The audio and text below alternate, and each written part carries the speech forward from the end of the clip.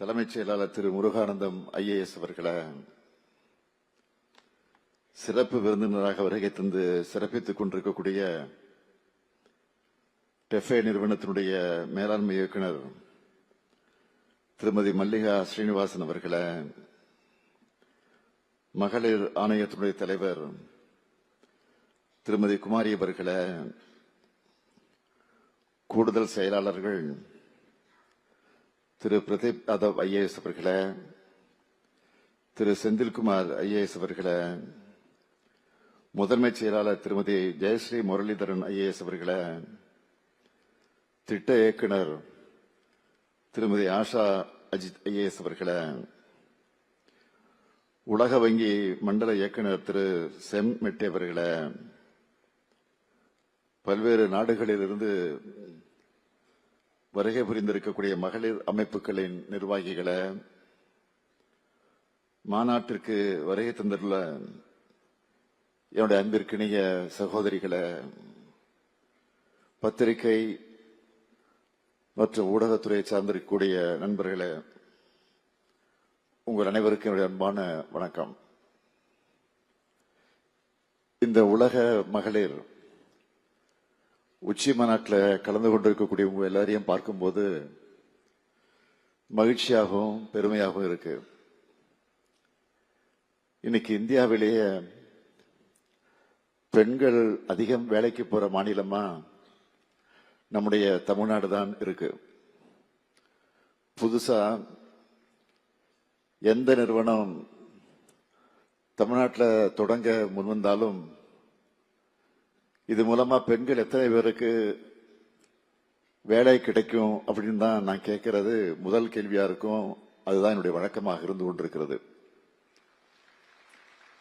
இப்போ பல தனியார் நிறுவனங்கள்ல இத்தனை % பெண் தொழிலாளர்களுக்குன்னு சொல்ல ஆரம்பிச்சுட்டாங்க.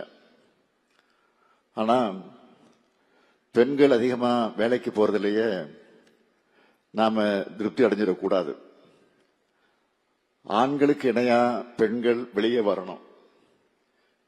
ஏன் இன்னும் அதிகமா வரணும்?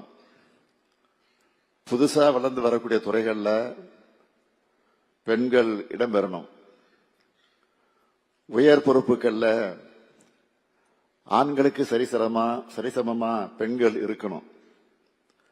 அதுக்காகத்தான் 185 கோடி ரூபாய் உலக வங்கியினுடைய உதவியோட இந்த தமிழ்நாடு மகளிர் வேலைவாய்ப்பு மற்றும் பாதுகாப்பு திட்டத்தை தொடங்கி இருக்கிறோம்.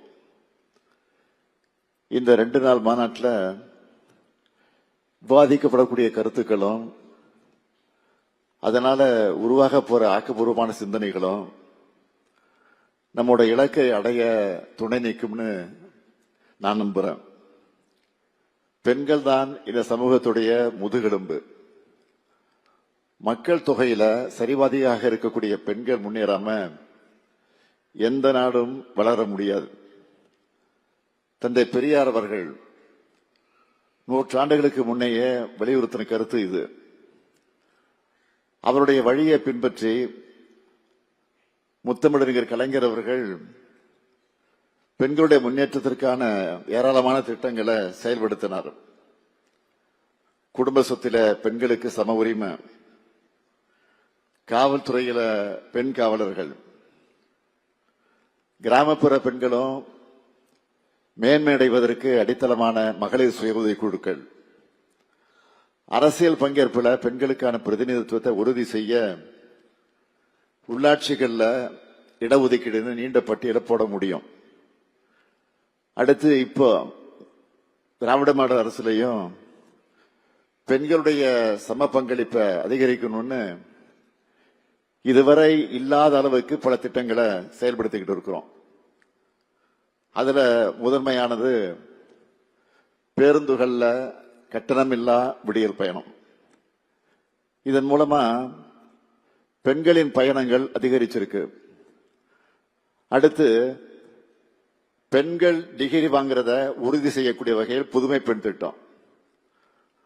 படிச்சு முடிக்கிற வரை மாதம் 1000 ரூபாய் கிடைக்கிறதுனால கல்லூரிக்கு வரக்கூடிய பெண்களுடைய எண்ணிக்கை அதிகமாகி இருக்கு.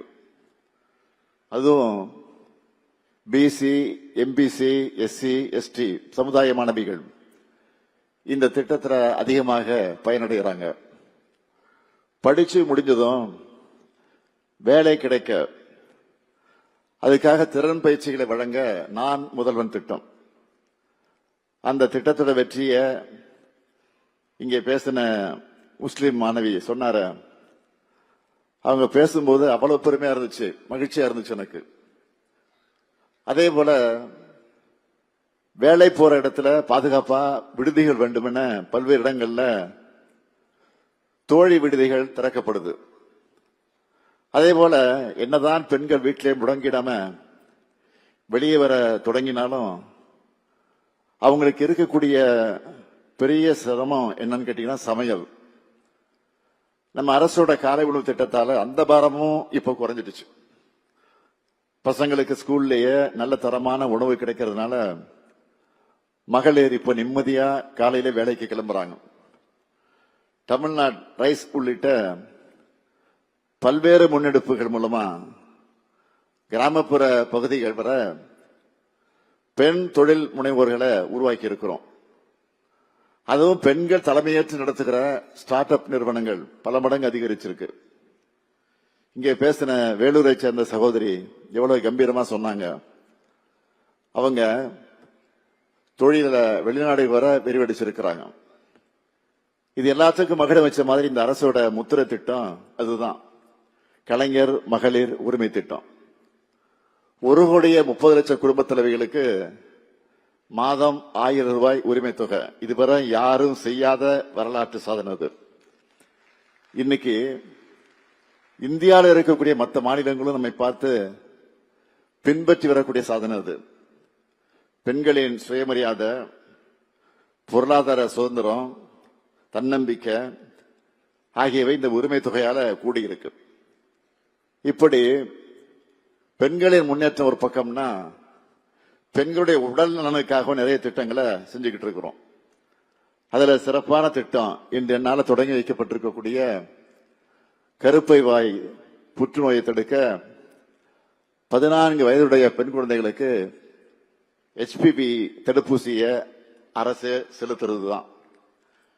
கடந்த ஆண்டு பட்ஜெட்ல இதை அறிவிச்சு அதுக்காக 36 கோடி ரூபாய் ஒதுக்கணும். பல பெண் மருத்துவர்கள் சோசியல் மீடியாவில் இந்த திட்டத்தை வரவேற்று பாராட்டி எழுதியிருந்தாங்க. 3,38,649 பெண் பிள்ளைகளுக்கு இந்த தடுப்பூசி செலுத்தப்பட்டிருக்கு. முதற்கட்டமா 4 மாவட்டங்களில் இருக்கக்கூடிய 30,209 மாணவிகளுக்கு இந்த தடுப்பூசியை செலுத்த போறோம். மேலும் மார்பக புற்றுநோய் உள்ளிட்ட புற்றுநோய்களை தொடக்கத்திலே கண்டறிய தமிழ்நாடு முழுக்க 38 நடமாடும் மருத்துவ ஊர்திகளை வெலன்ஸ் ஆன் வீல்ஸ் என்ற பெயர்ல கடந்த நவம்பர்ல தொடங்கி வச்சிருக்கிறேன். பெண்களுக்கு பெரிய அச்சுறுத்தலா இருக்கக்கூடிய புற்றுநோய்க்கான தரமான சிகிச்சை வழங்க காஞ்சிபுரத்தில் அறிஞர் அண்ணா நினைவு புற்றுநோய் மருத்துவமனை 120 கோடி ரூபாய் செலவில் பெரிய அளவில் தரம் உயர்த்தப்பட்டு வருது. ஊட்டச்சத்தை உறுதி செய்கிற திட்டம் மூலமா பாலூட்டும் தாய்மார்களுக்கு ஊட்டச்சத்து பெட்டகங்கள் வழங்குகிறோம். இப்படி மகளிர் நலன் காக்கும் நம்ம அரசின் திட்டங்களோட நீட்சியாதான் இந்த தமிழ்நாடு பி சேஃப் திட்டம் அமைஞ்சிருக்கு. வளர்ந்து வர துறைகளில் பெண்களுக்கான வேலை வாய்ப்புகளை உருவாக்க மட்டும் இந்த திட்டம் செய்யல. அப்படி அவங்க வேலைக்கு போகணும்னா குழந்தைகள் வயதானவங்களை கவனிச்சுக்கிற பொறுப்பை யாராவது எடுத்துக்கணும். இந்த நடைமுறை சிக்கலை உணர்ந்து குழந்தை பராமரிப்பு, முதியோர் பராமரிப்பு, பாதுகாப்பான தங்குமிடங்கள்னு அதுக்கான ஆதரவு சேவைகளையும் இந்த திட்டம் வழங்குறது பாராட்டுக்குரியது. மேலும் பெண்களுக்கு தேவையான டெக்னாலஜி சப்போர்ட், திறன் பயிற்சி ஆகியவற்றையும் இந்த திட்டத்தில் வழங்குகிறோம். பெண்களின் பாதுகாப்புலையும் இந்த திட்டம் அக்கறை செலுத்துது. ஏன்னா பாதுகாப்பான சமூகத்துல தான் பெண்கள் அதிகமா வெளியே வேலைக்கு வர முடியும். அதனாலதான் இந்தியாவிலேயே தமிழ்நாட்டில் அதிக அளவிலான பெண்கள் தொழிற்சாலைகள்ல பணிபுரிகிறாங்க. பெண்களுக்கான பாதுகாப்புக்காக காவல் அவசர உதவி, அதனுடைய எண் 181, காவலன் SOS மொபைல் செயலி உள்ளிட்ட மூலமா பெண்களின் பாதுகாப்பை உறுதி செய்யறோம். முழுக்க முழுக்க நம்ம திராவிட மாடல் அரசினுடைய திட்டங்களோட ஒத்து போகக்கூடிய குறிக்கோள்களை இந்த தமிழ்நாடு மகளிர் வேலைவாய்ப்பு மற்றும் பாதுகாப்பு திட்டம் கொண்டிருக்கு. அதனாலதான் இந்த உச்சி மாநாட்டுக்கு அழைப்பாளராக இல்லாம உங்கள ஒருத்தனா, இன்னும் சொன்னா ஒரு பார்ட்னரா நான் வந்திருக்கிறேன். ஆண் பெண்ணுக்கு இடையிலான பாலின இடைவெளியை குறைச்சா பொருளாதாரம் வேகமா வளரணும்னு IMF அமைப்பே சொல்லுது. நாங்களும் 2030க்குள்ள $1 டிரில்லியன் பொருளாதாரம் கொண்ட தமிழ்நாடு என்னும் எங்கள் இலக்கை அடைய பெண்கள் தான் முக்கிய பங்கு வகிக்கணும்னு செயல்பட்டு வரோம். இந்த உலக மகளிர் உச்சி மாநாட்டில் தமிழ்நாட்டு பெண்களுக்கு நான் தரக்கூடிய பிராமிஸ் என்னன்னா, ஒவ்வொரு பெண்ணும் கல்வி கற்கக்கூடிய ஒவ்வொரு பெண்ணும் சுதந்திரமாக வாழ, பெண்கள் மரியாதையான ஊதியத்தை பெற்றிட, பெண்கள் தொழில் முனைவர்களாக மாற, பெண்கள் எந்தவித அச்சமில்லாமல் வாழ எனது தலைமையிலான உங்க திராவிட மாடல் அரசானது உரிய கட்டமைப்பை உருவாக்கும். அதற்காக தொடர்ந்து உழைக்கும் என சொல்லி உங்களிடமிருந்து விடைபெறுகிறேன். நன்றி, வணக்கம்.